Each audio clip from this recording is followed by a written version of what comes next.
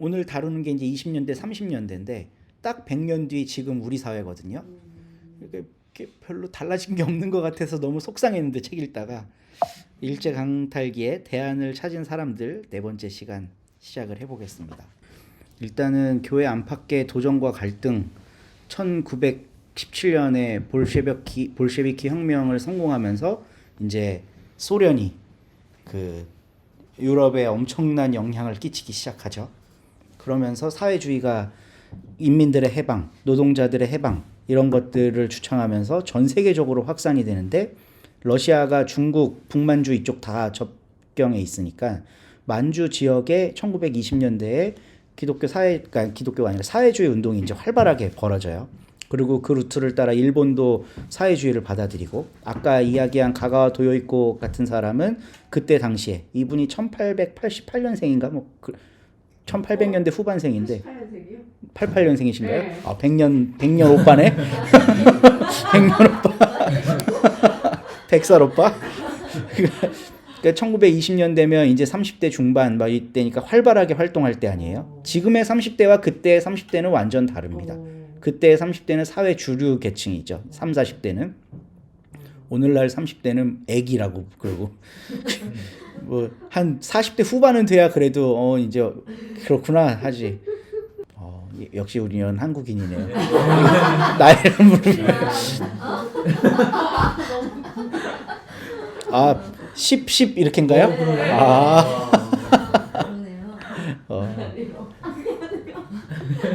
밝혀졌어.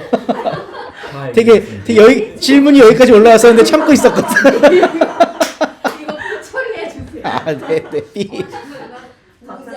네.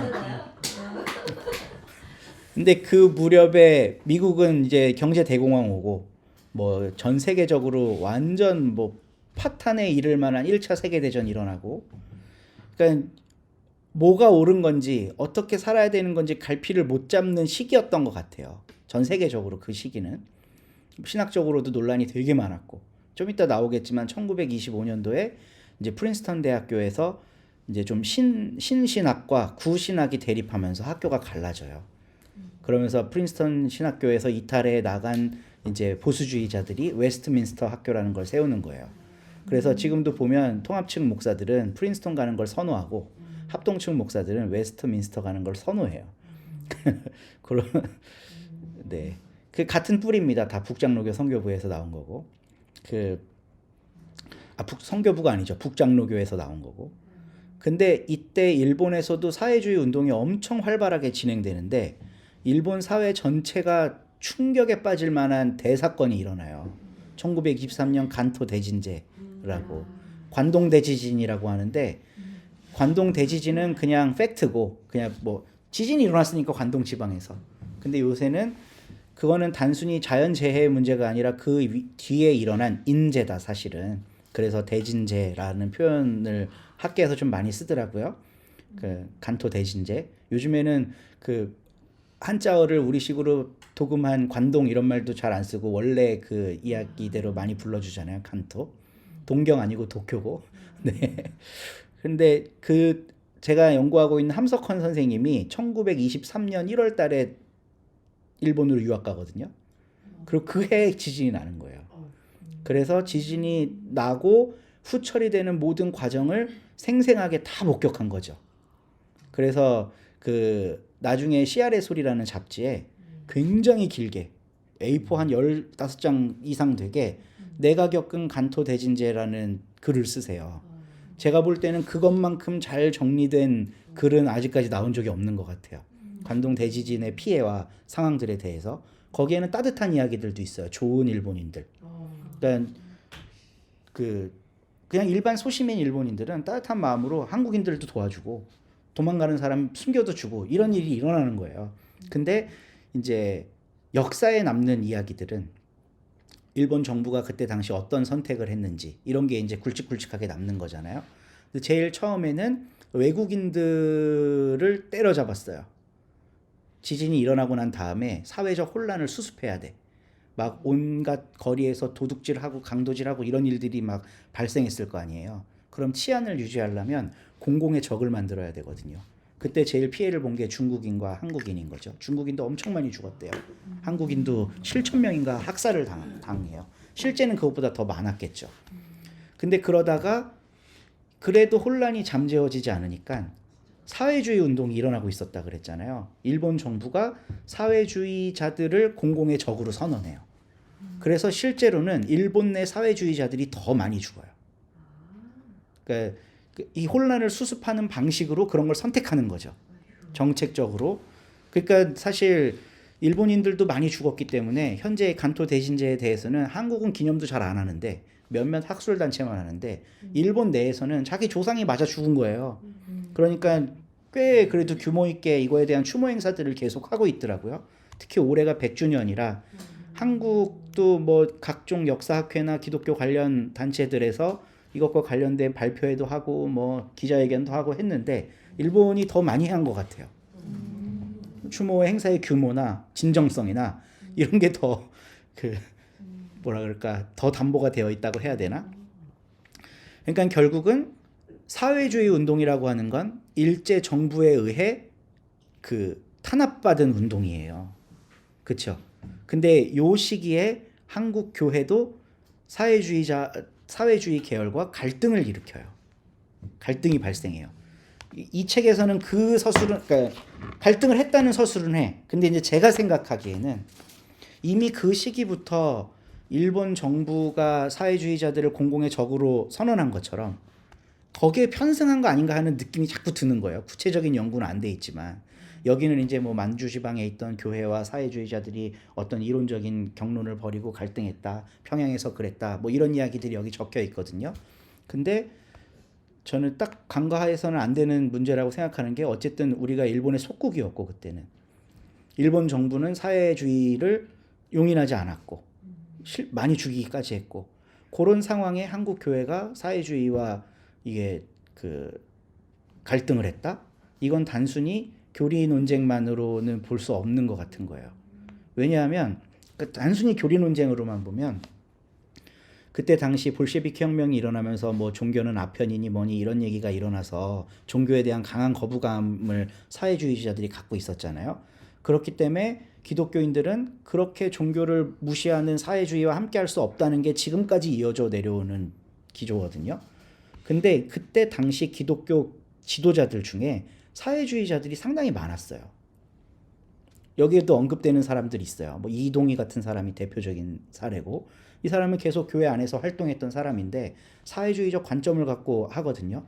그리고 동명이인인 이동희가 또 있어요. 첫 번째 이동희는 감리교 이동희고 장로교에도 이동희가 있어요. 이 사람은 농촌운동과 청년 멸려회라는 이런 거 조직 활동을 굉장히 활발하게 했던 사람인데 이분은 청년 멸려회 공개 강연에서 사회주의에 대해서 강의하기도 했어요. 1930년대에. 그러니까 단순히 교회가 사회주의는 종교를 싫어하기 때문에 밀어냈다 이것만으로는 해결이 안 되는 부분들이 생기는 거예요. 그러니까 일본의 정책이었고 사회주의 안 된다고 하는 건 교회는 그 주류에 편승한 면이 있었겠다. 요건 이제 이 책이 얘기하는 건 아니지만 제가 생각해 본 바를 여러분하고 좀 나눠보는 거고 좀 네. 그러면 그래서 이제 막 보수 기독교 이런 사람들이 사회주의를 그렇게 싫어하는. 그러니까 오늘날의 기독교가 반공주의잖아요. 네. 이게 공산주의가 위협적이어서일까? 이미 끝났거든요. 체제 네. 전쟁이. 네. 공산주의는 사실상 없어요 이제. 그런 국가를 표방하고 있는 중국이든 북한이든 굉장히 자본주의화 돼 있어요 사실은. 무역하고 공산당이 이제 강력하긴 하지만 1917년대 공산당하고 2023년 중국 공산당하고 같을 수가 없거든요. 목사님은 어떻게 생각하시나요? 이제 중국은 뭐든지 중국화를 하기 때문에 그렇죠. 중국 특색의 사회주의 체제라고 이야기를 하고 있죠. 네. 정치 체제 자체는 사회주의라고 얘기를 하는데 경제는 자본주의고. 이게 결합된 형태를 중국의 중국 특색의 네. 단어 이제 붙여서 이제 설명을 하죠. 네. 그러니까 교리적으로 교회가 공산당은 기독교를 박멸하려고 하는 존재이기 때문에 우린 절대 공산화돼서는 안 된다라는 논리는 더 이상 통하는 시대가 아니라는 거죠. 우리도 자본주의고 거기도 자본주의예요. 사실은 다. 근데 이제 뭐라 그럴까? 한국 교회가 극도의 반공주의를 표방하게 된 건 6.25 이후거든요. 6.25 이후에 이승만이 반공을 국시로 걸고 그 뒤를 이은 독재자 박정희도 반공을 국시로 걸었어요. 거기에 편승한 게 훨씬 더 크지 않을까요? 훨씬 더. 그러니까 교리적으로 모순되는 점이 있다고 하더라도 그것 때문에 갈라지는 건 아니라는 거죠. 실질적인 이유가 있어야 된다는 거예요. 네. 이것도 연구가 많이 된 바는 없는데 이건 제가 관심이 있어서 왜냐하면 제가 목사가 되기로 한 계기가 청평에 있는 한월산 기도원이라고 들어보셨나요? 거기 막 미친 듯이 날뛰면서 방언 기도하는 데예요. 네. 근데 고등학교 때 저를 케어했던 전도사님이 한월산 기도원 팔아 고등학교 1, 2, 3학년 내내 철야 예배를 거기를 다녔어요. 금요일 날 저녁에 가서 거기서 컵라면 하나 먹고 네. 이제 11시부터 찬양을 해. 근데 왜 그때 제가 거기를 그렇게 좋아했을까 생각해 보면 그 예쁜 누나들이 와갖고 율동하고 노래 부르고 막 이러니까 좋아했던 거야 보니까. 근데 어쨌든 그 열광적이고 뜨거운 막 기도회 이런 거를 경험하다가 이제 목사 되기로 생각을 바꿨던 거거든요. 저는 원래 이과에 들어갔고 이제 컴퓨터 공학 뭐 이런 거 하고 싶었었는데 이제 네 뭔가 잘 다루시는 걸로 고등학생 때 기도원 잘못 가갖고 지금 이렇게 된 건데 그게 다 70년대에 만들어지는 거예요 대체로. 근데 70년대에 박정희가 경제개발을 막 몰아붙이면서 한강 상류 지역은 아무런 공장도 세우지 못하게 해요. 양평, 청평, 가평 공장이 없어요. 거기에 공장 세우면 서울 사람들이 공장 폐수 먹는 거예요. 지금 서울의 인구가 1000만 돼가고 막 늘어나는데 거기를 발전시킬 수가 없잖아요. 근데 3,000명 단위의 대규모 집회를 할 수 있는 기도원들은 그냥 논패스야. 프리패스야. 다 세워. 거기 엄청 기도원 많아요. 그 오염 기도원에 가갖고 싼 똥물을 한 서울 사람들이 먹고 있는 거야. 왜 그런 허가들은 잘 났을까? 그러니까 교회 세력과 정치 세력이 결탁해서 그런데 허가를 받아내는 거죠. 오히려 그린벨트로 묶여있는 지역들을 교회가 선점할 수 있었던 거예요. 그러면은 그 종교세 이런 거 왜 종교인들이 세금 안 내게 한 것도 박정희 때 네. 또 일종의 그런 그렇죠. 다. 근데 그거는 단순히 박정희가 어떤 아이디어를 냈다기보다 이제 다른 나라 기독교들은 어떻게 하는지에 대해 좀 서치를 했겠죠. 박정희가 아무리 미워도 정부 관료들이 막 그렇게 허술하게 판을 짜지는 않아요.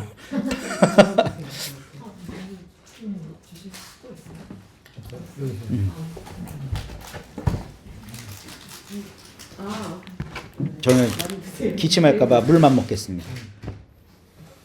그러니까 결국은 20년대부터 사회 아니 좋아요. 네.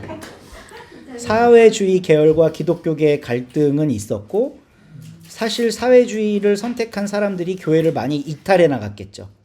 그래서 교회를 욕하기 시작한 거예요. 네, 그게 이 앞부분에 나오는 이야기들입니다. 그리고 그때 교회가 좀 더 폭넓게 수용할 수 있었더라면 그 초대교회 대표적인 이단, 한국형 초대교회 대표적인 이단이라고 할 수 있는 김계화라는 분이 있어요. 김계화 아니에요. 제가 잘못 얘기했어요. 여잔데 이름 까먹. 김계화 아닌데. 아주 네네 김계화 말고 초창기 그거 복상에다 저 글도 썼었는데 정 기장님이 그때 부탁해갖고 이단 얘기할 때 그죠? 김성 뭔데? 김성 뭐식이 있어요. 그 여자분이 교회 안에서 신유 운동을 벌리는데 교회 사람들이 너무 열광하는 거예요. 근데 그 교회 담임 목사가 그걸 질투해갖고 못하게 해요. 그러니까 이제 열받아서 뛰쳐나가는 거거든요. 그래서 이단 종파가 생겨요. 근데 만약에 그때 그 교회 목사가 넉넉한 마음을 갖고 당신의 사역도 우리 교회 안에서 이용했으면 좋겠다 포용했더라면 그런 이단이 생기진 않았겠죠. 상처받고 이단이 된. 네, 상처받고 나가서 이제 사람들 모아갖고 신유 집회를 하는 건데 이분은 뭐 전문적인 신학 교육을 받은 분도 아니고 제도교회가 하라는 헌법에 따를 필요도 없고 하니까 막 나가다 보니까 이제 이단 규정이 된 거죠. 그래서 한국에 이단이 많은 거예요? 상처받은 사람이 많아서? 저는 그런 면이 크다고 봐요. 이거 되게 좋은 네, 인사이트다. 저는 되게 아니, 크다고 봐요. 궁금했거든요. 왜 이렇게 한국에 이단이 많고 이렇게 재림 예수가 많고 요즘에는 이단 미국에도 많아요. 제일 많다고 그러는데 재림 예수가? 그러니까 자기가 자칭 재림 예수고 재림 그러니까 사회주의 운동이랑 결별하지 말고 어쨌든 사회주의자들이 민족주의 운동도 많이 했거든요. 왜냐면 사회주의자들의 관심은 이 땅에서 일하는 노동자들의 권리예요. 그러니까 결국은 우리 민족 문제랑 다 맞닿아 있는 건데 그거를 포용하지 못하고 각을 세워서 교회에 이탈 현상들이 좀 많이 나타났죠. 그리고 또 이것도 전 이 책 읽으면서 이제 재밌는 것들을 본 건데 온갖 선교사들의 추문이 나타나는 거예요. 오. 그 이제 하대하는 거죠, 한국인을 때리고. 네, 여기 보면 이제 그 뭐 물건 도둑질하는 얼굴에다가 이거 뭐 새겨갖고 네, 뭐 이런 얘기도 나오잖아요. 도적놈이라고 여기 새겨놓고 이 어떻게 그런 짓을 할 수가 있어. 그러니까 그거를 본 일본 검사가 선교사를 기소해요. 한국인이 고발하는 게 아니고 이제 일본 왜냐면 법정에 세우려면 검사가 기소를 해야 되잖아요. 그러니까 일본 검사가 이 선교사를 기소하기도 하고 이 책에 나오는 내용입니다. 네. 그러니까 이런 선교사들의 추문도 이어지고 또 이때 당시에는 중등 교육기관이 선교학교가 엄청나게 많았어요. 선교학교라는 건 이제 선교사들이 세운 학교인데 중등 교육기관인데 선교학교는 학위가 안 나와. 지금도 기독교계 대안학교들이 검정고시 보는 경우 많잖아요. 정부의 예산을 받으려면. 그러니까 교회 중심으로 만들어진 학교들은 성경 교육하면서 우리는 그냥 알아서 하겠다 하고 고등학교 3학년 때까지 잘 가르치다가 자 이제 대학 가려면 검정고시 보세요. 이런 것도 한번 토론해 볼 만한 문제기는 한데 어쨌든 선교학교들이 중등학교에 압도적인 숫자가 이제 많이 있었는데 선교사들은 성경을 가르치고 신앙을 훈련하는 목적으로 그 학교를 세운 거예요. 한국인들은 공교육을 받고 싶어. 근데 선교사들은 그딴 거 필요 없어. 선교만 하면 돼. 이것 때문에 충돌이 생겨서 자체적으로 학생들이 학교를 거부하는 사태도 일어나고 그러니까 이런 거죠. 미국에서 훈련받은 선교사가 와서 가르쳐요. 성경도 잘 가르치고 복음도 잘 가르치겠죠. 근데 한국의 지리, 역사, 문화, 조선어, 한자 이런 걸 그 학교가 어떻게 잘 가르치겠어요. 그냥 선교사들이 교회에서 만난 이 사람이 한학을 좀 한대 하면 데려와서 가르치는 거고 뭐 이런 식으로 주먹구구식 교사 편성이 되는 거예요. 그러니까 그 중에는 정말 사명감을 가진 좋은 선생님도 있었겠지만 교육이 뭔지 교육학에 대한 기본 소양이 없는 분들도 많이 포함되어 있었을 거 아니에요. 그러니까 교육의 질이 떨어진다고 본 거예요. 그래서 일본 당국은 그런 학교들을 공교육 안으로 들어오게 해서 정식 훈련을 받은 교사들을 파송하라고 제안을 했는데 선교사들이 거부하는 거죠. 그러니까 한국 학생들은 아니 우리도 양질의 교육을 받고 싶습니다. 이런 갈등들이 생겨요. 그러니까 선교사들이 직접적인 도전에 직면하게 되는 겁니다. 그러니까 이런 식으로 교회 안에 안팎의 도전에 직면하니까 교회 내부에서도 갈등 양상이 벌어져요. 그래서 이 책에서 소개하는 독립교회, 지금도 우리 한국의 독립교회 연합이 이제 많이 크고 컸잖아요. 그런 것처럼 이때 당시에도 독립교회들이 생겨났어요. 그러니까 그 전라도 지역에 최중진 목사라는 사람이 있었는데 1920년대에 이제 너무 그 교권을 선교사들이 장악하고 있고 자기들도 선교 본국에서 후원 받아갖고 집행하는 거잖아요. 그러면 그런 걸 쓰고 뭐 결정하고 이런 과정에 조선인들을 포함시켜줘야 되는데 지들끼리 독단적으로 하는 거예요. 그러니까 최중진 목사가 선교사들의 독점적 선교 자금 집행과 선교기관도 한국인한테 의논하지 않아. 그냥 막 자기들 마음대로 운영을 하는 거예요. 들으면 들을수록 진짜 나쁜 상관이네요. 근데 요즘에 한국 선교사들도 외국 나가면 이래요. 선교기구 한국에서 아이디어를 짜갖고 가서 심지 현지인들하고 협력하면서 선교기관 세우는 거 저 사례를 많이 보지 못했어요. 배운 대로 하는 거죠. 그러니까 이 최중진 목사가 열받아갖고 항의를 하고 그것 때문에 갈등이 생기고 아예 그럼 우린 노예 탈퇴할래. 그리고 전라도 지역에서 대한예수교 자유교회라는 이제 네, 자유교회를 만들어요. 그리고 감리교 계열의 독립교회도 있는데 뭐 이용도, 이호빈 이런 분들. 이호빈은 누구냐면 지금의 강남대학교를 세운 분이에요. 그때는 강남대학교가 아니라 중앙신학교라고 불렀어요. 중앙신학교. 그래서 지금 목사님들 중에 중앙신학교 출신들이 꽤 있습니다. 그러니까 이런 분들, 이용도는 그때 이제 교단에서 막 이단 논쟁이 있고 이랬기 때문에 나왔고, 이 감리교형 독립교회에는 장로교 배경의 사람들도 함께 합류해요. 그래서 평양에서. 그러니까 기존 교권하고 함께 할 수 없다고 생각하는 사람이 독립적인 교단을 만들어서 나오는 거죠. 그리고 조선 기독교회라는 게 있습니다. 이건 이제 북만주 지역에서 감리교를 탈퇴하면서 만든 건데 여긴 되게 탄탄하게 신학교도 운영하고 그랬어요. 그러니까 원래 각각의 교단에서 이탈한 세력이기 때문에 이들은 힘이 많이 약했을 거 아니에요. 그래서 저는 이 책에서 되게 관심 있게 본 게 이들이 연대했다는 겁니다. 지금도 한국 독립교회 연합이 있잖아요. 기존의 교단에서 이탈한 사람들이 연대하는 체제가 생긴 거예요. 이미 1920년대에 이미 그게 있었어요. 근데 이게 오래가지 못합니다. 그러니까 일단은 분단되고 나니까 이북 쪽 세력, 만주 지역, 평양 지역 세력이 다 빠져나가게 되잖아요. 그리고 이때 당시에 한국 교회는 선교사들의 의존도가 굉장히 높았는데 이들은 그 자금을 지원받을 수가 없었어요. 공식 루트가 아니었기 때문에. 그러니까 결국은 재정적인 문제로 이 연대가 와해가 돼요. 그러니까 100년 전에 이런 걸 학습했던 지금의 한국 독립교단은 굵직굵직한 목사님들이 돈 내고 목사 안수 받을 때 독립교회 연합회에서 200만 원씩 내야 돼요. 연합회. 올해 지금요? 현재. 이제 아 그래요? 네.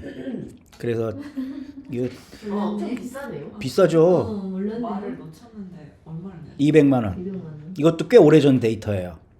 제가 몰랐겠네. 숭실대 다닐 때 200만 원이었으니까. 독립교단이요. 네. 물가 상승률을 생각해 보면 더 올랐을 수도 있죠. 그러니까 뭐 그냥 비판하려고 하는 얘기는 아니고요. 네. 그런 연대가 운영이 되려면 돈이 필요하잖아요. 근데 이 초창기 연대는 그 돈을 확보할 수 있는 장치가 없었다는 거예요. 그래서 흐지부지 된 거예요. 이런 독립교회들이 있었음에도 불구하고. 근데 현재는 독립교회들이 연합한 체제가 어떤 하나의 교파만큼의 세력으로 커져 있고 거기는 돈이 필요하니까 그냥 또 하나의 교단처럼 돼 있는 거 아닌가 싶기도 하긴 해요. 네. 근데 그러니까 교회 내부에서 이런 대안적 세력들이 나왔다면 그것과 전혀 상관없이 교회 밖으로 나간 사람들이 있어요. 이 첫 번째 사진 이분이 누군 줄 아시나요?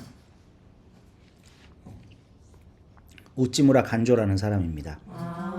내촌감삼 많이 들어보셨죠? 1890년대에 일본이 이제 그 교육 치거 같은 걸 만들면서 전체 학생들한테 그 천황 숭배와 관련된 암송할 수 있는 그런 장치들을 만들어놔요.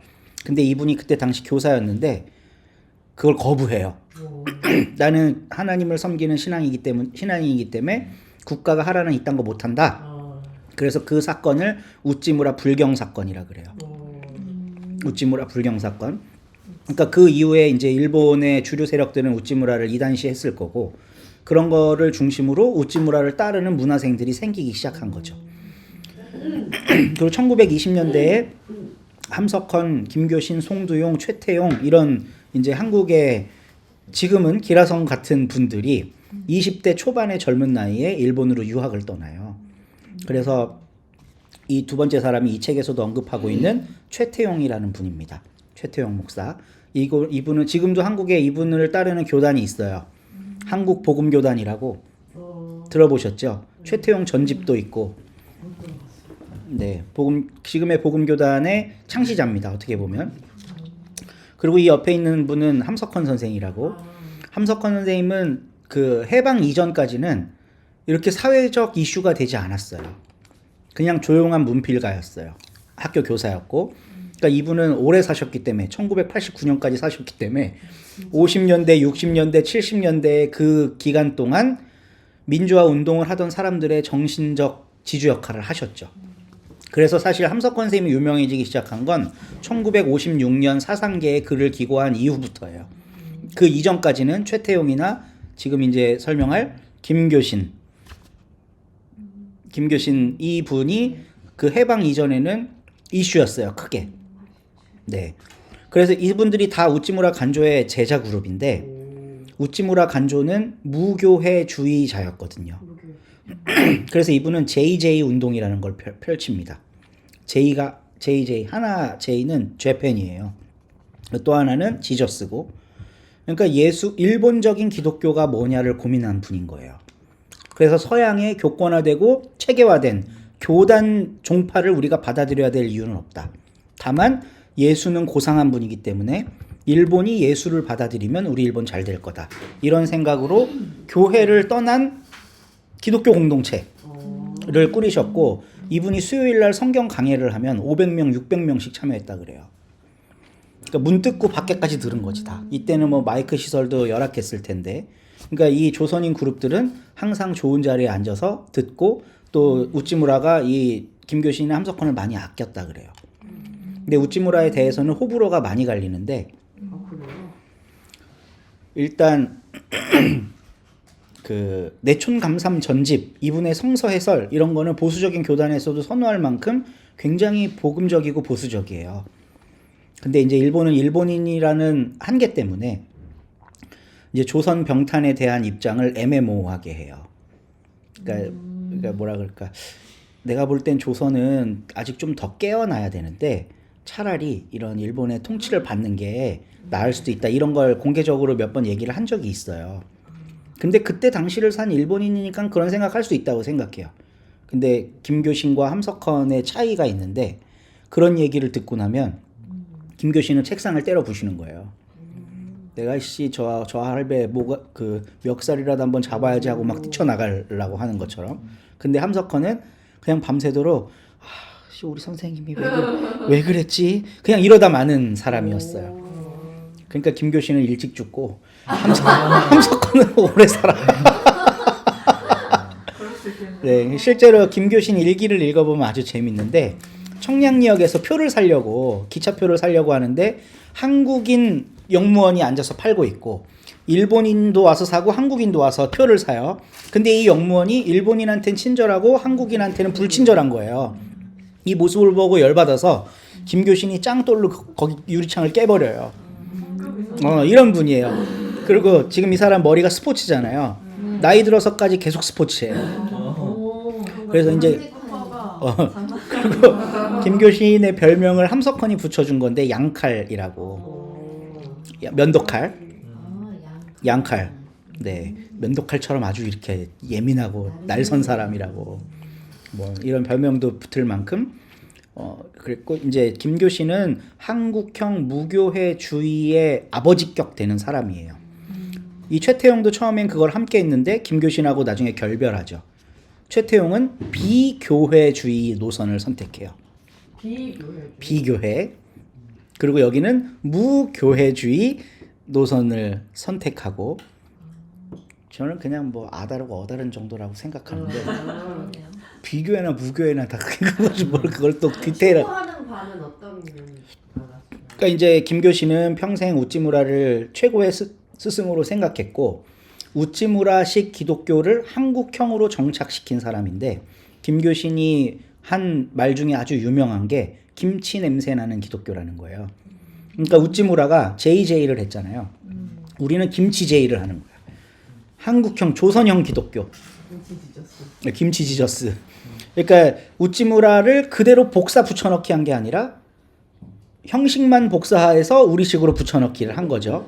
근데 이제 나중에 무교회주의 처음 동인들이 좀 갈등하고 헤어지고 이러는 과정들이 있는데 최태용도 그 과정에서 이탈을 하고 무교회주의를 비판하기 시작해요.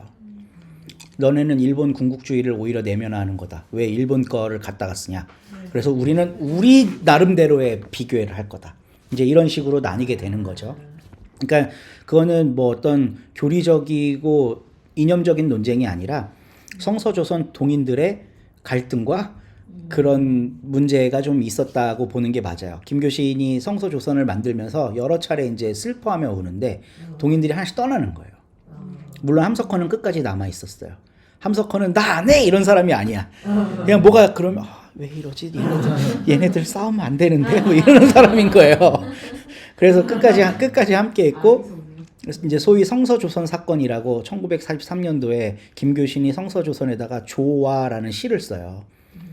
이제 겨울철에 산에 올라갔는데 계곡물이 꽝꽝 얼었다. 아니 저 안엔 개구리들이 살았을 텐데 이렇게 꽝꽝 얼면 쟤네들 다 죽으면 어떡하나.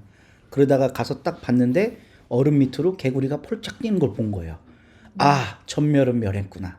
이제 이렇게 시를 써요. 근데 그게 일제가 보고 한국인들이 전멸한 줄 알았는데 이거 민족의식을 고취시키는 거다 이건. 이래서 이 성서조선 잡지를 폐간시키고 김교신을 감옥에 넣어요. 그러니까 이분들은 저는 이제 이분들의 뛰어난 점이라고 생각하는 게 교회라고 하는 매개체 없이 성서를 통해 다이렉트로 하나님을 만날 수 있다는 투철한 믿음을 가진 분이었고 그래서 이분들의 성서 연구는 오늘날 교회에서 하는 성경 공부 이런 거는 아주 핫발이에요. 20대 30대 청년들이 모여갖고 이 성서의 원문은 뭐냐. 왜냐하면 다 한학을 했던 사람들이기 때문에 뭐 사서삼경 같은 거는 뭐 외우고 있는 분들이었을 거 아니에요. 그러니까 원전을 봐야 뜻에 통달할 수 있다는 거예요. 외워야. 그래서 히브리어 공부를 하고 헬라어 공부를 하는데 선교사한테 배우지 않아요. 자기들이 책을 구해서 히브리어 교재 갖고 와갖고 한국말로 번역하면서 배우면서 성서 연구를 하는 거예요. 그러니까 되게 깊이 있게 그런 들어가는 거죠.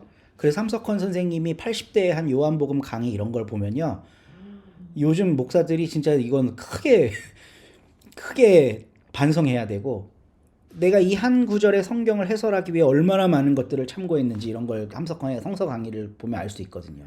함석헌도 그 7, 80대 이제 제자들이 선생님은 성경 주석 뭐 보십니까? 이러면 그 주석 이름이 뭐였더라? 되게 유명한 주석인데 WBC 국제성서 말고 아빙돈 말고요. 계속 업데이트 되는 거. 요즘에 빨간 CLC에서 나온 빨간색 책. 배운 게 있어요? 앵커 바이블. 그때는 한국에 앵커 바이블이라는 게 소개도 안 돼 있을 때고 번역도 안 돼 있을 때인데 이제 앵커 바이블은 특징이 이제 성경 주석들은 공부하실 때 이제 참고하시면 좋기는 한데 한 번 딱 나오면 끝이에요. 유명한 주석들 뭐 칼빈 주석, 뭐 국제 성서 주석, WBC 주석 이런 게 이제 나오면 그 총 연구를 망라한 전집 세트로 딱 출간을 하고 끝이에요. 근데 방금 이야기한 뭐였죠? 앵커 바이블. 앵커 바이블은 끊임없이 업데이트가 되는 주석이에요. 여러 학자들이 참여해서 계속 새로운 편을 만들어내는 거예요. 지금도 만들어지고 있어요. 그게 이제 원래 유럽에서 만들던 게 지금 미국으로 넘어가 갖고 좀 물먹을 것 같긴 한데 그때 당시에 앵커 바이블을 읽으면서 성서 주해를 하고 있었어요. 1970년대에. 그러니까 이때 당시 성서 조선 동인들, 우찌무라 문화생들이 얼마나 치열하게 기독교에 대해 공부를 했었는지 알 수가 있고 이런 무교회주의 운동들을 주류 장로교나 감리교가 비판하거든요. 감리교는 그나마 별로 비판 안 했는데 장로교가 맹렬히 비판했죠. 그때 당시 장로교 총회장이었던 김인서랑 김교신이랑 서신으로 맞짱을 계속 떠요. 그러니까 그런 것도 교회에서 자료 안에 되게 재밌습니다.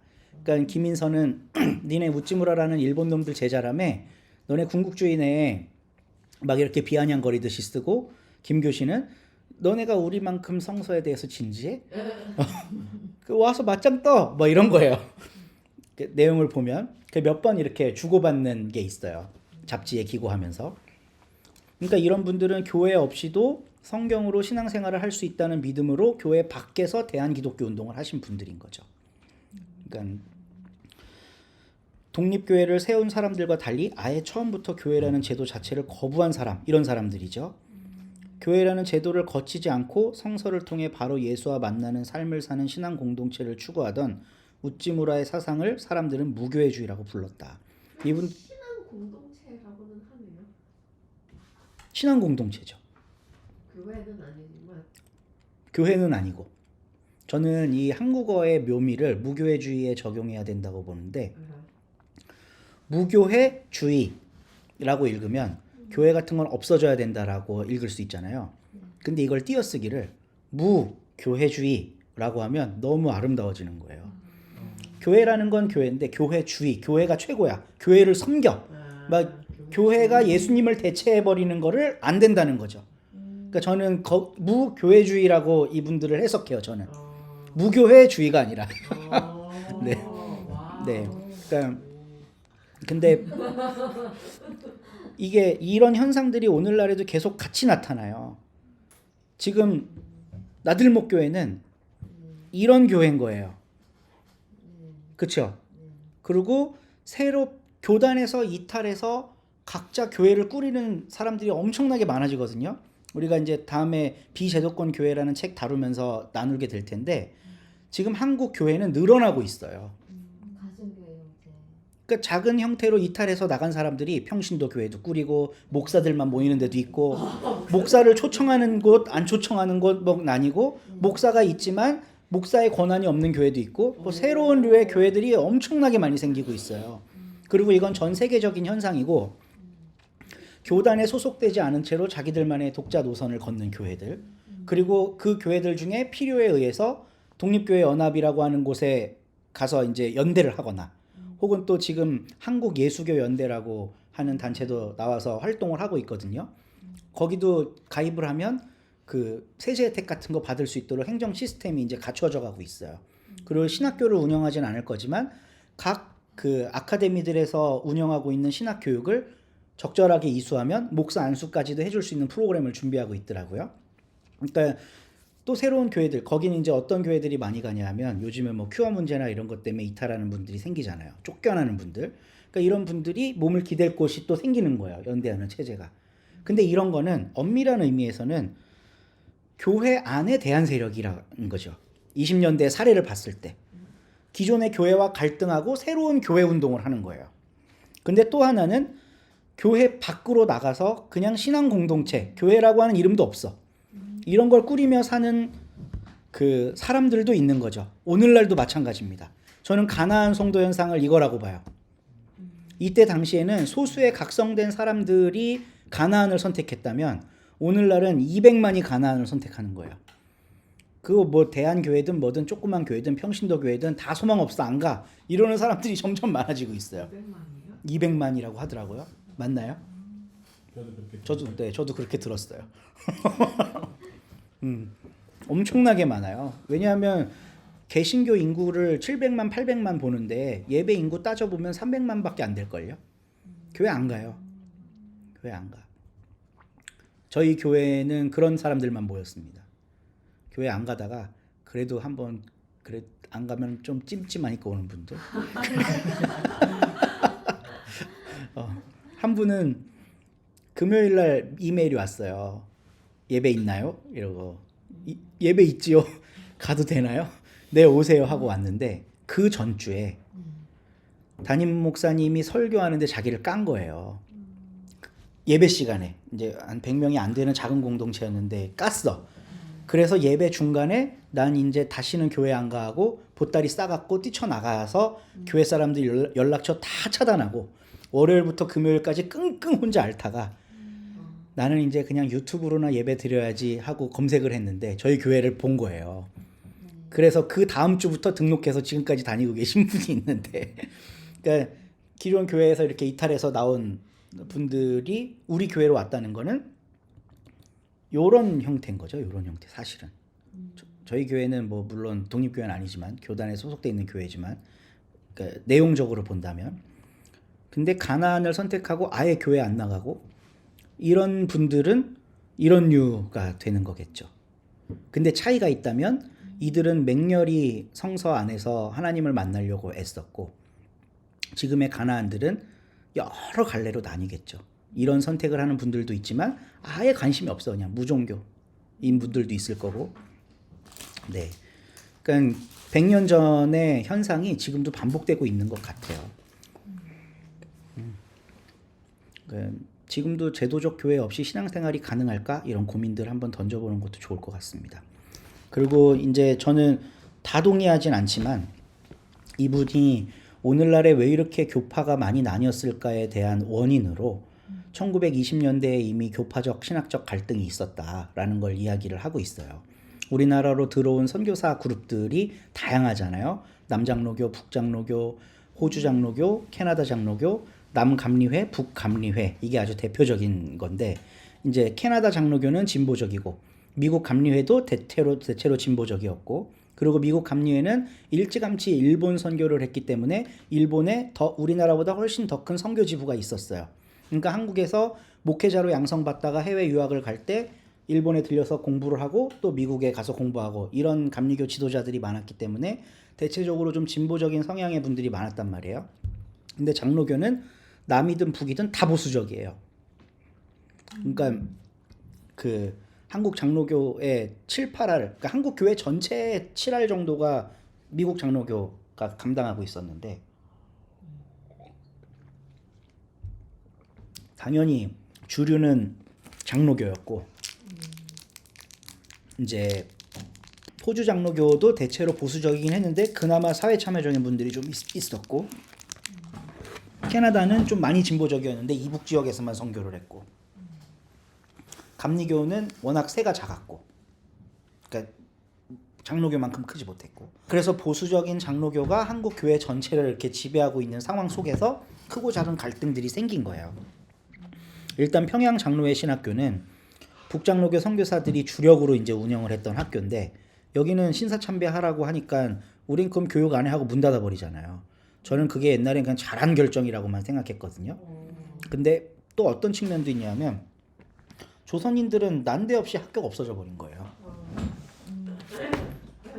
그래서 윤동주가 원래 그 평양 숭실 출신이에요. 근데 학교가 폐교돼 버리고 나니까 교적이 사라지잖아요. 그런 서울에 있는 학교들에서 평양 숭실의 교적을 받아주기 시작했는데, 이제 연대가 윤동주 교적을 받은 거죠. 그러니까 사실 연희에서 공부를 하진 않았어요. 교적을 받은 거지. 뭐 했을 수는 있는데 길게 하진 않았겠죠. 그리고 일본으로 갔으니까. 그러니까 연대에서는 윤동주가 연대 출신이라고 하고, 숭실에서는 윤동주가 숭실 출신이라고 하고, 그리고 또 윤동주 12는 또 교토의 그 동지사 대학이라고, 거기에 가면 또 윤동주 12가 있어요. 재밌는 현상인 거죠. 그게 근데 이제 폐교와 관련돼 있는 문제입니다. 그 교적이 다 일로 왔기 때문에. 그럼 연대 그거 막 기념관도 있고 그러잖아요. 그렇죠. 근데 기숙사 생활을 하긴 했다던데. 그냥 뭐 잠깐 있었겠죠. 아, 그건 일본으로 그건 갔으니까. 네. 서촌에 가면은 윤동주가 살았었다는 그 하숙집 음. 그리고 이렇게 붙어 있더라고요. 네. 근데 이제 얼마나 살았는지는 모르는 거죠. 몇 주 살았을 수도. 그리고 이때 당시에 미국 장로교가 운영하는 최고의 신학교는 프린스턴 신학교였는데, 그러니까 한국에서 기라성 같은 목사님들은 다 프린스턴 출신이에요. 미국 아이빌리그는 다 기독교 학교입니다. 실제로 그래요? 당연하죠. 미국에 있는 학교 중에 기독교 백그라운드를 안 가진 걸 찾기가 어려울걸요.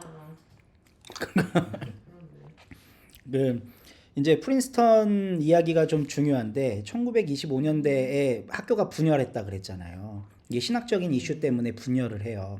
그래서 보수파들은 메이첸이라고 하는 학자를 중심으로 웨스트민스터 학교를 만들고, 이제 나머지 약간 진보적 계열의 사람들이 프린스턴에 남아 있는데, 지금 생각하면 그들은 진보적이지 않지만 당시에로서는 그래도 이게 성서를 역사적 해설로 보는 게 맞느냐 틀리냐 뭐 이런 걸로 나뉘는 거거든요. 근데 이때 당시에 유명한 목사님들이 다 프린스턴을 거칩니다. 김재준 지금의 기장 목사, 송창근 그 예장 총회장, 한경직 영락교회, 박형룡 그 합동 측의 거두, 합동 측이라는 교단을 만든 사람이라고 해도 과언이 아니에요. 근데 이 사람들의 이력이 참 재밌는 게, 송창근은 일단 논외로 두고 김재준, 한경직, 박형용 이 사람이 이제 교단 분열에 실질적인 역할이 있는 사람이니까 보세요. 김재준 기장, 한경직 통합, 박형용 그 뭐야 그거 합동 제일 큰 분열들이잖아요. 김재준은 장로교 출신임에도 불구하고 프린스턴으로 유학 가기 전에 일본의 아오야마 신학교라고 하는 데 가서 공부해요. 이 아오야마 청산학원이라고 하는데 아오야마 신학교는 감리교가 운영하는 학교고 그러니까 김재준은 감리교 영향을 받는 거죠. 굉장히 진보적인 학교였어요. 그리고 거기를 거쳐서 프린스턴으로 갑니다. 그러면 프린스턴이 분열할 때 김재준은 어느 쪽에 섰을까? 프린스턴 편에 섰겠죠. 한경직은 프린스턴파예요. 박형용은 프린스턴파가 아니에요. 이 사람의 지도 교수가 메이첸인데 메이첸이 갈라서 나가잖아요. 메이첸은 어디 사람이에요? 북장로교. 그러니까 미국 사람인데 그 프린스턴 교수였어요. 그러다가 프린스턴이 분쟁이 일어났을 때 이분을 중심으로 웨스트민스터 학교가 세워지는 거예요. 그 사람이 박형용의 지도 교수입니다. 따라가죠. 그러고 나서 학위를 못 마치고 프린스턴에서 박사를 못 받아요. 그리고 한국에 와 있다가 남침내 교단 학교로 넘어가서 박사학위를 받아와요. 나중에 1933년도에 후대에 한국에서 와서 목사 안수 받고 다시 침례교로 가요. 되게 짧은 시간에 박사를 받아요. 그냥 뭐 야매로 받았겠지. 그러니까 이 세 사람의 이력이 특이해요. 한경직은 일본의 감리교를 거치지 않고 프린스턴에서만 공부해요. 김재준은 감리교 아오야마 거쳐서 프린스턴에 가요. 박형용은 프린스턴에서 갈라진 웨스트민스터 갔다가 남침내 교단하고 연결이 돼요. 딱 신학적 색깔이 분명하게 나뉘죠. 딱 통합신학, 딱 기장신학, 딱 합동신학이에요. 그러니까 여기에서는 이제 그런 내용을 구체적으로는 다루고 있지는 않아요. 그러니까 그래서 이런 신학적이고 교파적인 갈등이 배태될 수 있는 요인들이 이때부터 이미 생겨져 있었다고 보는 거죠. 다 각 교단의 지도자고 창시자급 되니까. 그리고 1929년에 아빙돈 성서주석 사건이라는 게 발생하는데 이게 이제 역사비평으로 성경을 보는 거예요. 그러니까 근데 재밌는 게요. 이 아빙돈 성서주석 번역자 명단에 한경직이 들어가 있다는 거예요. 한경직 목사, 영락교회. 이 보수의 상징, 서북 기독교 보수 세력의 상징이잖아요. 신학적으로는 진보적인 신학에 노출돼 있던 분이었던 거예요. 근데 그때 당시 노인이었고 교회 대빵이었던 길선주라고 하는 분이 우리 길선주 하면 평양 대부흥 운동의 아버지 막 이런 걸로 유명하잖아요. 송서방이 한양길이라고 뭔지 아시죠, 목사님? 네? 송서방이 한양길. 아, 이게 최초로 장로교 7명 목사 성을 딴 거야. 송서방이 한양길. 그중에 길이 길선주 목사인데 1907 다른 순서로. 아, 다른 순서고. 아, 그러니까 이제 목사 한 수를 받거나 뭐 이럴 때 그 성경을 그러니까 교회사 수업 그 시험이 있거든요. 그걸 외우는 방법이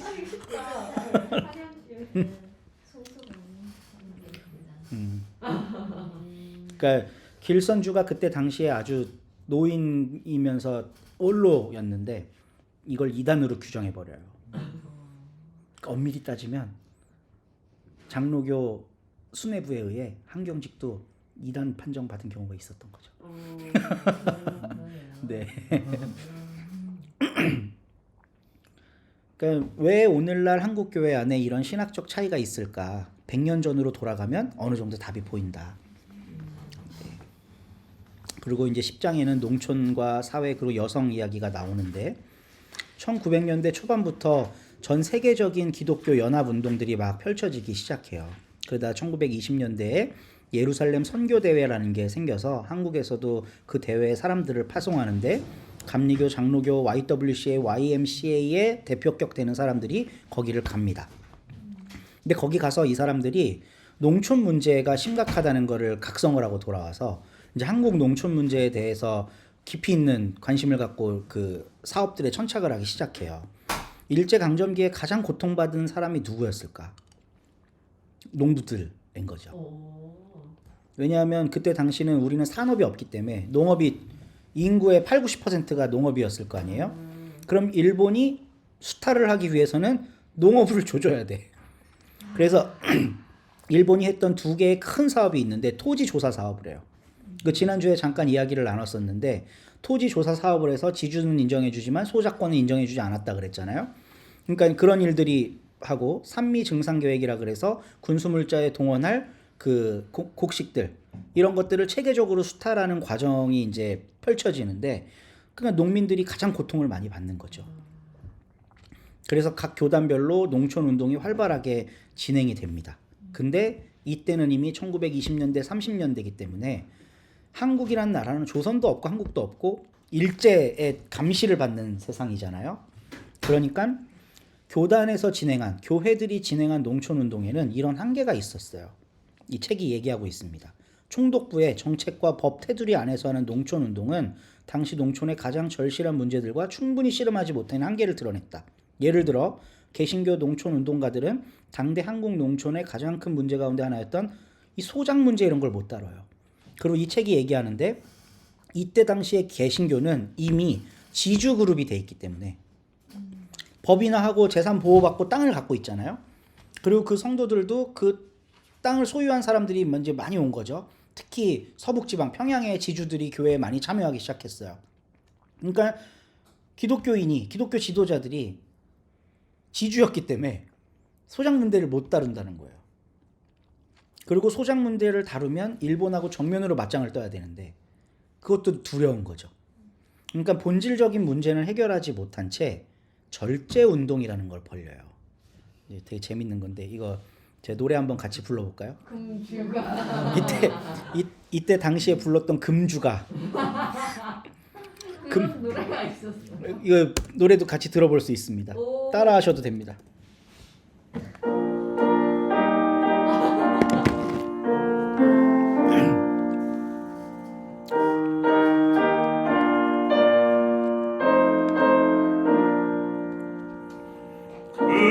금수강산 내 동호여 소를 입에 대지 마라 건강지역 손상하니 천치 될까?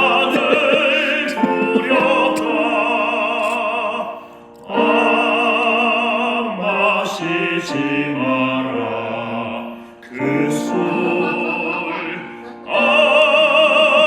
보지도 마라 그 술 조선사회 복받기는 금주함에 있느니라. 네, 1절만 들을게요. 충격적인 건 네. 이게 1930년에 찬송가 공위에서 공식적으로 채택한 찬송가였어요. 금주가 네. 이게 예배 때 부르는 찬송가예요. 그냥 CCM이 아니에요. 월십 뮤직이에요. 그러니까 이제 교회는 이런 방식으로 그 일제 강점기를 버텨 나간 거죠. 그러니까 할 수 있는 더 적극적으로 할 수도 없을 뿐더러 자기들의 태생적 한계, 지주 그룹인 거기 때문에 그러니까 본질적인 문제는 해결을 못하고 금주, 금연, 절제 뭐 이런 운동들을 농촌 지역에서 펼쳐 나가는 거예요. 농사 더 잘 짓는 법. 그리고 우리가 살려면 우리 스스로를 잘 단속해야 된다. 물론 그게 나쁜 건 아닙니다. 네. 그거는 일반적인 생활을 하는 데 있어서 지금도 우리들에게 강조돼야 될 미덕이고 바울이 로마서 같은 데서도 로마 교인들한테 그런 절제하는 삶을 살 거를 굉장히 길게 서술하거든요. 성경에도. 그러니까 기독교인이 마땅히 청빈의 삶을 살고 그 절제하는 삶을 살고 이거는 맞는데 그래서 이때 당시에 농촌 운동과 절제 운동, 여성 계몽 운동 이런 거를 높이 평가하는 학자들도 있는데 이분에게 저는 고마운 거는 그 한계를 명확하게 드러내 줬다는 거죠. 결국은 일제랑은 각을 세우지 않았고 본질적인 문제는 안 건드렸다. 뭐 우리 담 목사님이 계시니까 이런 비유가 적절할 수 있을지 한번 평가를 해주시면 좋겠는데 외국인들이 들어와서 살 때 이런저런 행정 복지적 차원의 것들이 많이 생기잖아요. 근데 본질적인 문제라는 거는 나랑 다른 존재라는 이런 우리의 그 생각이잖아요. 그러니까 이거는 바꾸지 않고 자꾸 뭔가 현상적으로 해결하려고 하는 거죠. 그러니까 이때 당시에 농촌운동이나 계몽운동 이런 것도 그런 한계를 가지고 있었다고 이제 생각을 합니다. 근데 그럼에도 불구하고 그 가운데 아름다운 이야기들이 몇 가지들이 있는데 제가 예전에 한번 그 구라행진이라고 나병 환자들 밑에서부터 400명 올라왔는데 600명 됐다고 뭐 이랬던 그분이 이 최흥종 목사님이라는 분인데요. 이분이 원래 지주 계급이었어요. 몇천 평 땅을 소유한 집안의 적손이었습니다. 근데 어린 시절에 어머니 아버지 돌아가시고 고아로 자라면서 동생들 돌보고 가장으로 살았어야 됐어요. 근데 어릴 때부터 혼자 됐으니까 장돌뱅이가 된 거예요. 깡패. 그냥 술 먹고 시장에서 주정 부리고 사람 때리고 이러던 사람이었던 겁니다. 근데 이러다가 이분이 어떤 한 선교사님을 만나는데 포사이드 선교사라는 분이 말을 타고 가다가 한센병 환자를 만나니까 자기 외투를 벗어서 그 사람을 씌워주고 끌어안고 가는 모습을 보고 뻑간 거예요. 아니 어떻게 저 양놈이 이런 고귀한 삶을 살 수가 있지? 하고 완전히 바뀌어서 기독교로 입교를 하게 되고 지금 광주 양림교회라는 곳에 이제 다니게 되는 거죠. 그러면서 이분이 기독교적 그 묵상이 깊어지면서 1935년인가 자기의 호를 오방이라고 정해요. 오방은 5가지를 놓아버린다는 의미로 집착을 떨쳐버린다는 뜻이에요. 그가 놓아버린 5가지는 집안일, 막 그 집에서 벌어지는 뭐 예를 들면 누가 결혼해 그럼 가야 되잖아요. 이런 관계에 얽히면 안 된다는 거예요. 그 집안의 일, 그 사회적 체면, 경제적 이익, 정치적 활동, 종파적 활동 이런 5가지를 끊고 나는 순전하게 그 가난한 사람들을 돌보면서 기독교 영성만 추구하겠다라고 한 분이에요.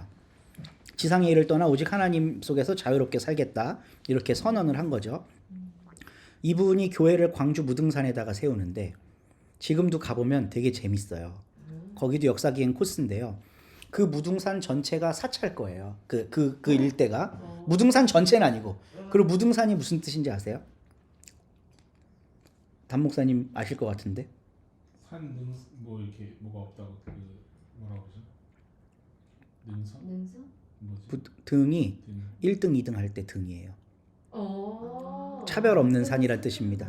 차별 없는 산. 네. 그러니까 무등산에 교회를 개척하는데 그 교회가 개척하는 땅이 사찰 부지였어요. 지금도 가면 그 교회에 가려면 오방수련원이라고 기념관이 있거든요. 사찰 통행료 내고 들어가 갖고 그 교회를 가야 돼. 근데 이 목사님이 거린들이나 나병 환자들을 끌어모아서 거기서 돌보는 모습을 보고 이 스님들이 감동한 거예요. 그래서 당신은 여기 교회해도 돼. 해서 절 안에 교회가 있습니다. 지금도 있어요. 지금도 잘 지내요. 지금은 이제 그 신림교회라는 교회에서 그게 신림교회였는데 거기다가 오방 수련원을 만들고 수련원만 운영합니다. 주일 예배는 이제 광주 시내에서 신림교회에서 하고 거기는 수련원만 운영하는데 진짜 좋아요. 가면 근데 그 절이랑도 잘 지내나 봐요. 아직. 지금도 사이 좋아요. 와. 지금도. 진짜네. 와. 네. 그리고 이제 이게 1930년대에 일어난 일이니까 제도 교회 안에서도 이분은 이제 장로교 목사였어요. 제도 교회 안에서도 나름의 몸부림을 치는 사람들은 발굴하면 계속 나올 거다. 이 포사이드 선교사를 그럼 따라간 건 아니었네요. 그냥 그 장면만 본 거예요. 예, 뭐 그러니까 물론 감동해서 포사이드가 그때 양림교회 사역을 했었기 때문에 그 교회에서 배우긴 했겠죠. 근데 나이가 이미 많았어요. 그때는 이 사람이. 이분이? 네. 그러니까 선교사들이 보통 1900년대 초반에 들어오잖아요. 막 포사이드가 나이가 많았다고요? 아니 최영종도 나이가 많은 축에 속했어요. 그러니까 이제 그러니까 한국에서 힘께나 쓰던 사람이 변화해서 기독교인이 된 상황인 거고, 그래서 이제 이 사람이 자기 땅 3,000평을 그 한센병 환자를 위해 기증하기도 하고 뭐 이래요. 그리고 되게 충격적인 것도 있는데 저는 왜 그러셨을까 싶은데 단정을 행합니다. 단정이 뭔지 아세요? 자기 성기를 자르는 거예요.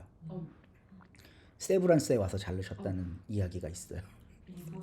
네, 그러니까 이런 오욕을 끊기 위해 이런 욕구가 있으면 항상 가정의 일에 집착하게 되고 이렇게 된다는 거예요. 극단적. 그러니까 되게 극단적이죠. 의지가 되게 강하신 네, 보여요 사진. 네 그런 분이셨고 우리 1박 2일 광주 역사기행 이런 거 한번 가보면 어떨까요? 광주 너무 재밌습니다. 광주는 저는 서울에서 참 슬픈 게 언더우드 길, 아펜젤러 길 없어요. 서울에서 그렇게 에너지를 쏟으면서 사역했던 분들, 우리가 선교사 하면 막 이렇게 떠받드는 그분들, 이분들을 기념하는 도로 하나 없어요. 연대 안에 언더우드 기념관 있죠. 아펜젤러 기념관 있죠. 근데 일반 시민들 사이에서 언더우드 아펜젤러는 기념되지 않아요. 근데 광주 양림동은 온 길 천지가 다 선교사 이름이고요. 서서평길 뭐 이런 게 그냥 일반 주민들도 저 서서평길 몇 번 어디 가요? 이렇게 사는 거예요, 그냥.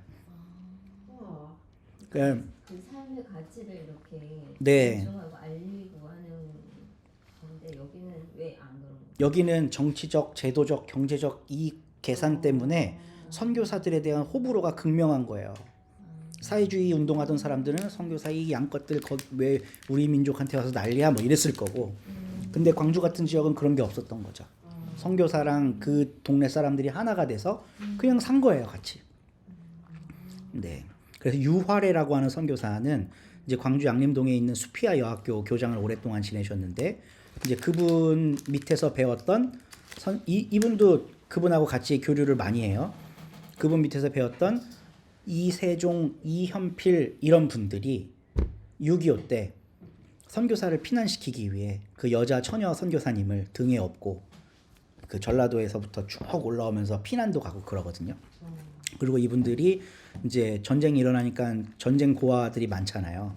그러니까 고아원과 그 홀로 되신 여성들을 위한 그 뭐 이런 표현이 나쁜 표현이긴 하지만 과부촌 같은 거를 만들어요.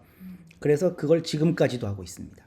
동광원이라고 이제 지난번에 말했던 네, 거. 화순의 동광원이라고 있고 고양시에도 있어요. 맞다. 고양시에 그래서 이연필 기념교회가 있고 지금도 거기에 그때 홀로 되셨던 분들 나이 많은 분들이 몇 분 살고 계시고 그런 걸 기념하는 곳이 이쪽 근처에도 있어요. 네, 물론 이제 이연필 선생님이나 이런 분들은 교단에 얽매이지는 않으셨지만 이분들의 제작격인 겁니다. 네. 그리고 저는 여기서 여성 문제 읽으면서요, 아니 100년 전에 다뤘던 걸 왜 아직도 다뤄? 제가 한번 유튜브에다가 여성 목사 안 되는 거에 대해 좀 비판적인 영상을 하나 올렸거든요. 근데 밑에 최근에 댓글이 하나 달려. 1년도 넘게 전에 올린 건데 어저께 댓글이 하나 달렸어요. 성경대로 하면 됩니다. 이러는 거야. 그래서 성경대로가 뭔데? 안 된다는 거죠. 장로 임직도 안 되고. 전밀라? 감리교 최초 여성 목사. 이분은 감리교 신학교를 졸업한 지 20년 뒤에 목사 안수를 받아요. 20년 뒤에. 그리고 제가 속한 교단은 1990년대에 목사 안수 허용이 되고 기장은 1977년.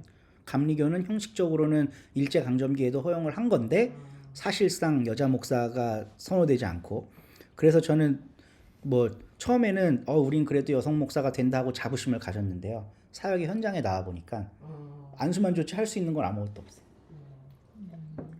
제가 처음 그 이제 전임 전도사로 부임을 했을 때 월급이 180만 원이었어요. 처음에. 근데 이미 5년 이상 전임 전도사로 활동을 하고 있던 전도사님도 180만 원인 거예요. 근데 그 이듬해에 제가 서울에서 한 달에 180만 원으로 사는 게 빠듯하잖아요. 그러니까 부목사 형들이 민전도사 힘들지, 내가 당회 건의해서 20만 원쯤 올려달라고 해볼게 했는데 제가 부임한 바로 이듬해에 이제 200만 원으로 올랐어요. 근데 전도사인 저를 올려줬으니까 이 전도사님도 똑같이 올려줘야 되잖아요. 그래서 이제 싫은데 당회원들은 형평성을 위해 똑같이 올려준 거예요. 이분은 한 5, 6년 만에 월급이 처음으로 인상된 거죠. 그러고 나서 그 이듬해에 제가 목사 안수를 받았어요. 그러니까 이제 이분하고 저하고 급여 차이가 나는 거예요. 안 올라, 이 전도사는. 그리고 목사 되고 나서 호봉마다 1년에 얼마씩 계속 오르고 저는 계속 올라가는데 제가 그 교회에서 한 5년 일했거든요. 그러니까 퇴직할 때는 그래도 이분하고 월급 차이가 많이 난 거죠. 이분은 계속 그대로 그냥 200만 원.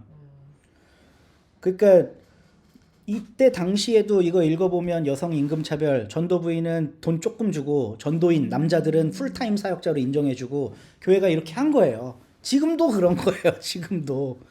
그리고 그 여성 부목사가 되게 드물어요. 신방 목사나. 그래서 여성들이 안수를 안 받으려고 그래요.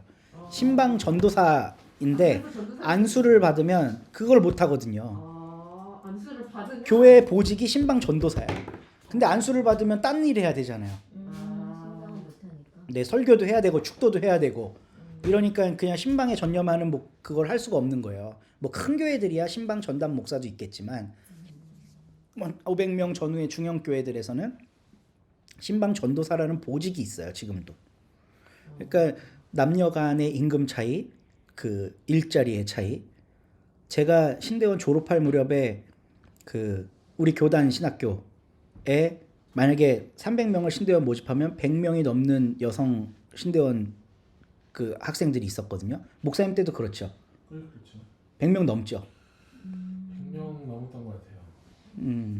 저희가 300명이니까. 네, 100명이 넘어요. 그러니까 3분의 1이 넘는 여성 사역자들이 매년 배출이 되는데 실제로 목회 사역지에서 여성을 필요로 하지 않거든요. 그래서 저는 오히려 우리 교단에 아니 안수만 허용하면 그게 다냐? 허용을 했으면 일자리를 생각을 해야지. 안수 받으면 전도사에서 쫓아내는 상황인데 누가 안수 받으려 그러냐 이러면. 그러니까 그래요. 참 그때나 지금이나 변화가 없습니다. 변화가. 언제 여성 안수 문제도 좀 심층적으로 다뤄줘 보세요. 그 기장이 77년에 줬다고 뻐기는데 그럼 거긴 여성 사역자들이 활개를 치나? 기장 여성 사역자들은 대체로 연대하는 기관들에서는 일을 잘하는데 개교회에서 여성 사역자 비율 얼마나 되나 한번 보세요. 총대수도 보고 처절해요. 아마 재작년에 여성 총회장이 한번 총회장만 나오면 뭐예요? 그분이 함석헌 기념사업회 회원이고 이번에 이사로 추천됐는데 그 목사님이 그분의 그 영향이 워낙 크신. 그러니까요. 함석헌 선생님이 같이 지내기도 하셨고. 네. 그분은 여성성을 대변하는 분은 아니죠. 연세가 많으신가 봐요. 그 여자분은. 뭐 70좀 안 되셨겠죠. 현직 총회장이었으니까. 그래서 여성 문제도 이 책 보면서 좀 변하지 않는 100년 동안 변하지 않는 일들에 대해 좀 생각해 보게 됐고 다음은 이제 11장인데 이거는 지금 시간이 이제 많이 지났으니까요. 아이엠피터 TV. 네, 요게 너무 설명을 잘했더라고요. 그래서 7분짜리 영상인데 나중에 보세요. 그러면 11장이 잘 정리가 되실 겁니다. 원래 여기서 보려고 그랬는데요. 우리가 노가리 타임이 길어지는 바람에 교회 종까지 일제히 헌납하고 그 한국 장 이제 1940년대 이후부터는 교단들이 점점 없어져요. 일본 교단에 흡수돼요. 그러니까 1936, 37, 38년도에 신사참배를 강요하면서 이제 신학교들이 문을 닫거든요. 그러니까 평양에 있는 장로회 신학교가 자진 폐교를 해요. 그러니까 1940년에 평양신학교라는 학교를 채필근인가가 세워요. 우리 그 장로교 목사인데, 그러니까 그건 완전 일제 어용학교예요. 1년 만에 졸업생을 배출해. 그리고 3년 있다가 모든 장로교단이든 감리교단이든 이런 게 전부 일본 교단하고 합쳐져 버리거든요. 그때 또 폐교되고. 그러니까 그때 살아남은 학교들은 다 친일한 학교죠. 신사참배한 학교. 조선신학교도 피해갈 수 없습니다. 감리교 협성 이런 데는 애저녁에 했고 그 가톨릭 같은 경우는 그게 노골화되기 전인 1936년도에 교황청에서 허용해줘요. 신사참배 하라고. 방법이 없었구나. 그러니까 국가 의례라고 본 거죠. 그 남의 나라 민족 문제니까 대충 한 거예요. 그냥 교황청이 치밀하게 한 게 아니라 뭘 그렇게 꼼꼼하게 받겠어요. 그 인민들 우리 성도들 죽는다니까. 그리고 일본이 표면적으로는 국가 의례라고 하니까 그냥 국가 의례는 해 이렇게 그냥 한 거예요. 그러니까 가톨릭도 싹 다 넘어간 거죠. 가톨릭은 구조적으로 대한 세력이 나올 수가 없잖아요. 시키면 시키는 대로 해야 되니까. 그냥 다 친일 노선으로 간 거고 장로교도 마찬가지고 장로교는 대신 내부에 북장로회 남장로회 선교사들이 워낙 완고했기 때문에 폐교하면서 안 한 사람들이 좀 남아 있죠. 그리고 그 감리교 같은 경우도 통째로 넘어갔고, 그러니까 일본은 표면적으로는 이게 국가 의례라고 했는데 1936년도에 일본 기독교 연합회가 그 신사 참배에서 종교적 요소를 빼달라고 공식적으로 일본 정부에다가 요청을 해요. 거절당했지만. 그러니까 일본 내에 있는 기독교인들도 이거는 신앙적으로 할 수 없다고 생각한 거예요. 그러니까 한국의 많은 교회들은 그런 신앙적으로 할 수 없는 일들을 하는 걸로 결정을 했고, 교단 총회에서 결의를 했고, 그 신도 침례라는 게 있어요. 이제 그 일본인 스님이 신도의 교육 과정을 이수하고 천황폐와 만세를 할 수 있는 사람에게 베푸는 침례예요. 물에서 세례 주는 거, 우리 기독교랑 비슷해요. 그런 그 국가 그런 의례가 있었는데 우리 목사들이 가서 집단적으로 그 침례를 받는, 물론 강압에 의한 거였지만 강압에 의한 거 그런 의식이 만들어내는 거죠. 아, 그러니까 신도가요, 원래 일본의 민족 종교잖아요. 오래된 민족 종교잖아요. 근데 메이지 유신 이후에 이 신도를 국가 종교로 바꾸는 거예요. 그러니까 뭐 스테이트 신도라 그러나, 그래서 그 국가 종교라는 말은 이제 미국 영어가 붙여준 이름인 건데 어떻게 보면. 근데 메이지 유신 이후에 1890년까지는 사실상 메이지 유신을 이룬 정치인들도 신도를 대수롭지 않게 여겼어요. 국가 종교라고는 해놨지 천황을 존경하지 않았어요. 근데 이제 1890년대 이후부터는 뭔가 일본이 전쟁의 야욕을 확 품으면서 정치적으로 격변기를 거치면서 천황을 실제적인 신격화하는 거를 교과 과정에 다 넣는 거예요. 그러면 그 교육이 있은 뒤 40년쯤 뒤가 1930년대잖아요. 이때 중진들은 진짜 그걸 다 믿는 사람들인 거예요. 그러니까 이해가 되시죠? 그러니까 1890년대에 천황이 신이다라고 교육을 했던 그 교육 과정에서 성장한 사람들이 1930년대에는 사회 주류가 되잖아요. 이 사람들은 진짜 그렇게 믿는 사람들이었다고요. 그러니까 원래 신도라는 게 그렇게 과격하거나 천황을 숭배하거나 이런 게 아니었어요, 예전에는. 근데 그거를 국가 정책화하면서 교육한 게 쌓이고 쌓여서 1930년대가 되면 이게 완전 그 일본도 격변한 거죠, 어떻게 보면 짧은 시간 동안에. 여기에 그런 내용이 다 나오는지 모르겠지만 재밌습니다. 이거 어떻게 교회가 그 일본에 그 자발적으로 굴종하기 시작했는지, 자발은 아니죠, 강압이죠. 강압에 의해 굴종하기 시작했는지 이런 거를 보여주는 거고, 우리가 읽은 11장을 잘 요약한 영상이에요. 네. 저분 저희 어머님이랑 친해요. 아예 피터. 아이언 피터님. 너무 잘하시던데요. 몇 개 봤습니다. 그래서 좀 성찰을 위한 질문을 나눠보면, 한국교회가 지금 이토록 많은 교단으로 분열된 이유가 뭐라고 생각하나 1920년대에서 아이디어를 좀 얻어보자. 네. 당시 교회의 대한 세력은 크게 두 부류로 나눠볼 수 있다. 교회 내 개혁 세력과 교회 밖 세력, 이 둘에 대해서 좀 간단히 설명해보자. 누군가에게 그 차이점도 이야기해보자. 한국교회 안 여성 문제의 본질이 무엇이라고 생각하는가, 이건 각자 좀 생각해 보시고요. 네. 뭐 답이 없기 때문에 신사참배를 둘러싼 교회 내 갈등과 굴종, 저항에 대해 간단하게 설명해 보자. 이건 우리가 오늘 대화로 나누진 않았지만 책에 나와 있고 또 영상 보시면서 정리해 보시면 되겠습니다. 오늘은 여기까지 하겠습니다. 질문해 주세요.